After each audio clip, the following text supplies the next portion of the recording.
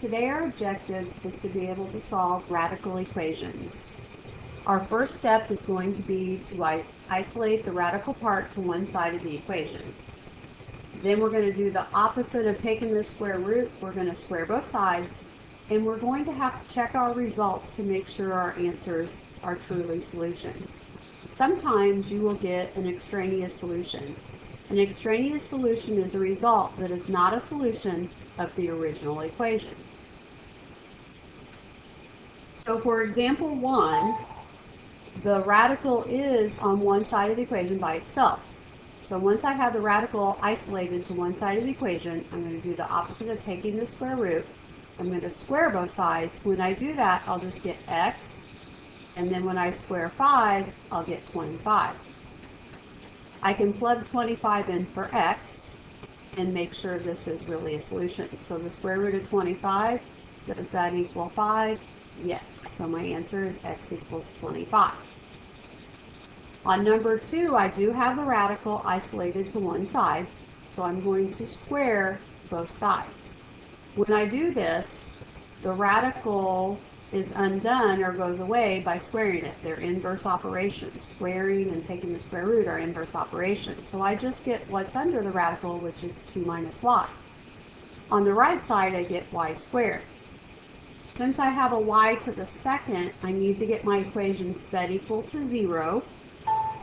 So I'm going to take away 2 and add y to both sides. I'm taking away 2 and adding y to get 0 equals y squared plus y minus 2.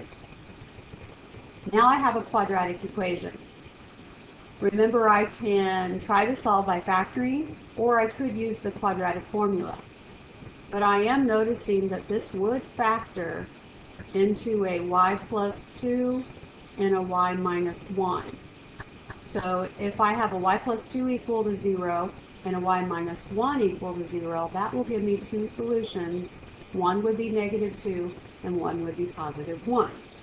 Now we need to make sure that negative 2 and 1 are truly solutions and one of them is not an extraneous solution. So the way we do that is we take negative 2 and plug it in for y first. So I'll have the square root of 2 minus negative 2 equals negative 2. Well, 2 minus negative 2 becomes 2 plus 2. 2 plus 2 is 4. Is the square root of 4 equal to negative 2? No. The square root of 4 is a positive 2. So negative 2 is an extraneous solution. Let's try 1. If I take 1 and plug it in for y, I'll have 2 minus 1 under the radical equals 1. So the square root of 2 minus 1 would be the square root of 1. Does the square root of 1 equal 1? Yes.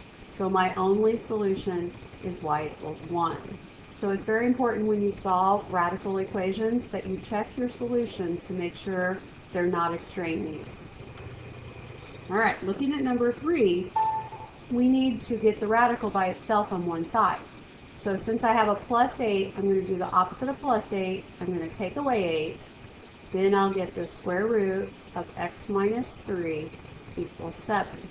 Once I have the radical by itself on one side, I'm going to square both sides. I'm going to do the opposite of taking the square root, which gets rid of the radical and leaves me with x minus 3 on the left side. 7 squared would be 49. Then I'm just solving for x by adding 3 to both sides to get x equals 52.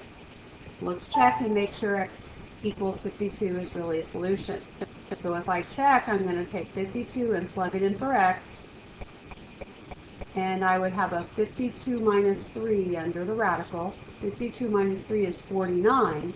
Square root of 49 is 7. Is 7 plus 8 equal to 15? Yes. So x equals 52 is a solution. It is not extraneous. If we look at number 4, I notice we have a negative 9 and negative 1 on the left side. I'm going to combine those to make negative 10. And then remember, the first step is to get the radical by itself. So I'm going to add 10 to both sides. And I'll have the square root of 2x equals 28. Once I have the radical by itself on one side, I do the opposite of taking the square root, square both sides, I will get a 2x equals, let's see, if I take 28 and square it, I get 784. But then I have to solve for x by dividing by 2. So I'll get x equals 392. So let's check and see if that truly is a solution.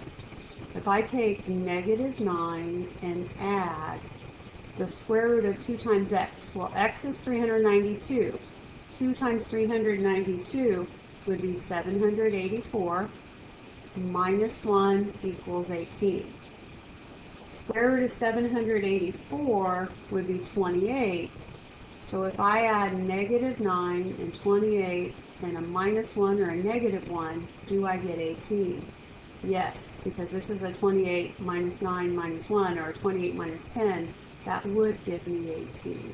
So yes, it is a solution. It is not extraneous. Okay, on number 5, I'm noticing that I have the square root of x squared, which is x, plus 6 equals 18 minus 2x. So actually, I don't have to square both sides because my radical is no longer there when I take the square root of x to the second. Now I just need to solve for x. So I'm going to add 2x to both sides to get a 3x plus 6 equals 18. Then I'm going to take away 6 to get 3x equals 12 and divide by 3. So x would equal 4. Let's check and make sure it's not an extraneous solution. So if I take 4 and plug it in for x, I'd have the square root of 4 squared plus 6. Does that equal 18 minus 2 times 4? Well, 4 squared is 16. The square root of 16 is 4. 4 plus 6 will give me 10 on the left side.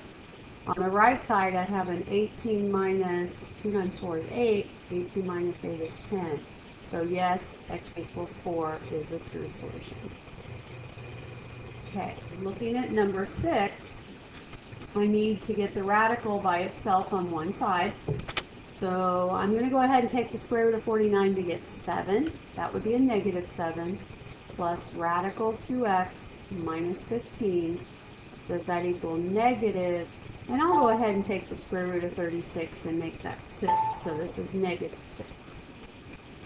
Okay, negative 7 and negative 15 make negative 22 plus radical 2x. I'm going to add 22 to both sides to get the square root of 2x equals 16. Now I have the radical by itself. I'm going to square both sides. When I do this, I'll get a 2x equals, when I take 16 to the second power, I get 256. Then I divide by 2. I'm going to get x equals 128. We need to check and make sure this is a true solution and it's not extraneous. So if I go back to my original equation, I have negative square root of 49. That would be negative 7 plus the square root of 2 times 128. That would be 256 minus 15. Does that equal negative 6? Because the square root of 36 is 6. So let's see, the square root of 256 is 16, so I have a negative 7 plus 16 minus 15. Negative 7 and negative 15 make negative 22. Negative 22 plus 16 is a negative 6, so negative 6 does equal negative 6. So yes, the answer is x equals 128. It does check out. Okay, looking at number 7. First, I have to get the radical by itself on one side. I'm noticing I have a positive 9 and negative 5. So I'm going to combine those to get a positive 4. Then I'm going to take away 4 from both sides. I would have radical 2x equals negative 4. Then I can square both sides, and I would get 2x equals negative 4 squared is 16. And divide by 2. My answer would be x equals 8. Let's check 8 and make sure that works. I'm going to take the square root of 2 times x. X is 8, so 2 times 8, 16. plus 9 minus 5, does that equal 0? Well, the square root of 16 is 4. 4 plus 9 is 13. 13 take away 5, that's 8. It is not 0. X equals 8 is not a solution. If I back up my problem solving to this step here, when I had the square root of 2x equals negative 4, you could tell that you're not going to have a solution on this one, because when you take the square root of a number, it has to be a positive answer. So you cannot take the square root of some number and get a negative 4. So back at this point, you could have said, oh, wait a minute, this is no solution, because the square root of a number has to equal a positive answer. It cannot equal a negative answer. It has to be the principal square root, the positive answer. All right, on number 8, I need to take away 13 from both sides to get the square root of 5n equals negative 10. Now, just like in number 7, I'm noticing I have the square root of 5n equals negative 10. Well, when you take the square root of a number, you get a positive answer, not a negative answer. So this is going to be no solution. A lot of times people don't realize that, but what would happen if you squared both sides and you just kept solving it is you would get a 5n equals, if I square negative 10, I get 100. If I divide by 5, I get n equals 20. Just make sure you go back and check. If you get 20, put in 20 for n. 5 times 20 is 100. 13 plus the square root of 100, does that equal 3? Well, the square root of 100 is 10. If I add 13 and 10, that would be 23. It would not equal 3. So that is another reason it's no solution. Just make sure when you solve radical equations, you take your answers, check them by plugging it in for the variable to make sure it is a solution. All right, sometimes you have two radical symbols. So on number 9, if you have two radical signs and they're on the left and the right side of the equation, what you can do is just go ahead and square both sides to get rid of the radical sign. If I square both sides, on the left, I'll just have an 8 minus 2x. On the right, I'll have a 3x plus 5. Then the radical signs are gone. I'm just solving for x. So I think I'll add 2x to both sides to get 8 equals 5x plus 5. Then I'm going to take away 5 from both sides to get 3 equals 5x. Then my last step is to divide by 5. So I'm going to get x equals 3/5, or if I make it a decimal, it would be 0.6. But I do need to check to make sure this is not extraneous. So I'm going to take 0.6 and plug it in for x. So I have the square root of 8 minus 2 times 0.6. Does that equal the square root of 3 times 0.6 plus 5? Well, 2 times 0.6 is a 1.2. If I take 8 minus 1.2, I get the square root of 6.8.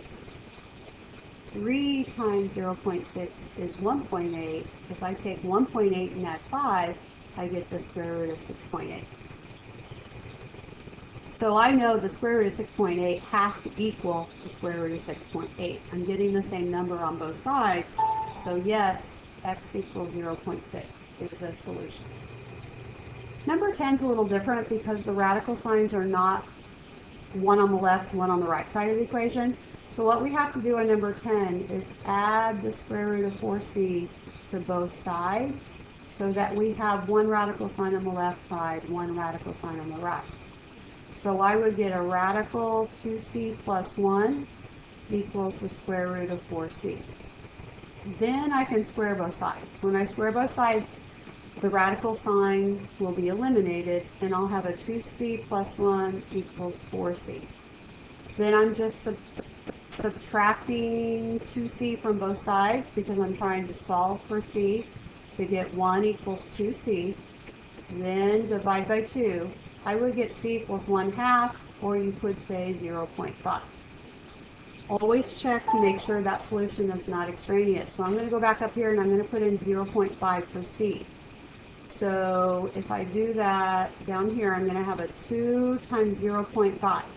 2 times 0.5 is 1, plus 1 under the radical, minus the square root of 4 times 0.5. Well, if I take 4 times 0.5, I get 2. Does that equal 0? So the square root of 1 plus 1 would be the radical 2. If I take the square root of 2 minus the square root of 2, does that equal 0? Well, yes. The square root of 2 would be the same number. I don't even have to use my calculator. Some decimal minus the same decimal is going to give us 0. So yes, C equals 0.5 is a solution. It is not extraneous. So to review our objective today, we solved radical equations by first getting the radical on one side by itself, then squaring both sides. But be sure to always check for extraneous solutions. So as you solve today, make sure you take your answer and plug it back in for the variable to make sure it works. Today's assignment is page 564, numbers 4 to 22 even, and 28 to 34 even. This assignment is online in the Big Ideas textbook. So go online to the Perry Township website and go to Big Ideas. If you have any questions, please email your teachers.